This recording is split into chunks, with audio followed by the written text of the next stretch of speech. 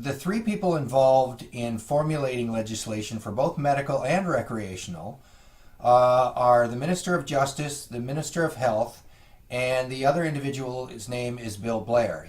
So those three individuals are completely and totally responsible pretty much for overseeing the formulation of cannabis legislation in Canada in regards to both medical and recreational use. They are two completely different pieces of legislation currently. And I alluded in my previous video that I had some issues with where they were getting their information, and this is the organization that they were getting it from. The Canadian Centre for Substance Abuse, called The Effects of Cannabis Use During Adolescence.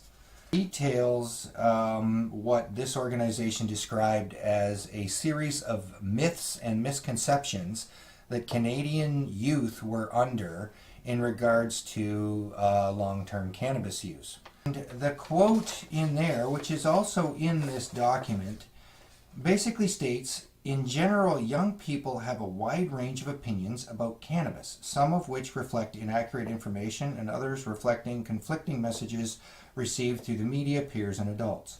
For example, some youth have expressed the belief that cannabis can prevent or even cure cancer."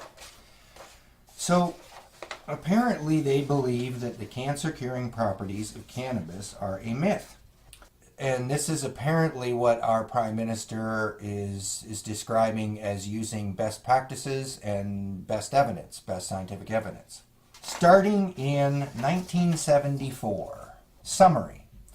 Lewis lung, I'm going to hopefully I can pronounce this right, Lewis lung adenocarcinoma growth was retarded by the oral administration of delta-9 tetrahydrocannabinol, delta-8 tetrahydrocannabinol, and cannabinol. The year 2000. And the introduction of delta-9 tetrahydrocannabinol induces apoptosis. Apoptosis is the cellular mechanism, the genetic cellular mechanism that tells a cell it is too old and it's time to die. 2005, another one on apoptosis. Cannabinoids were shown to induce apoptosis in glioma cells, in vitro, and tumor regression in vivo. So we now have in vivo and in vitro in 2006. Delta-9 tetrahydrocannabinol induced apoptosis. Cannabinoids also reduced the growth of tumor cells in 2 animal models of pancreatic cancer. In addition, cannabinoid treatment inhibited the spreading of pancreatic tumor cells. 2014, apoptosis and anti-angiogenesis. Cannabinoids exert a direct anti-proliferative effect on tumors of different origin. I'm challenging our federal government, the 3 individuals that I've already mentioned, and our Prime Minister. I'm challenging the doctor at Canadian Centre for Substance Abuse. I'm challenging the organization themselves.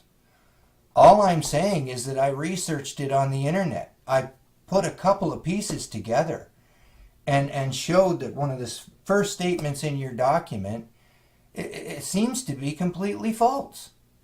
It also raises a lot of questions as to why we haven't been studying this, but we'll get into that later. So, at the very least, this should call into question 2 things.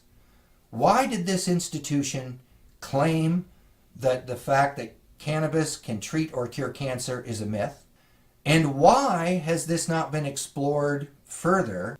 So, there's some questions that will probably lead to some new videos. Hopefully we get some answers on this one. Thanks for watching the Old Man Janji channel. And as always, peace and love. Bye for now.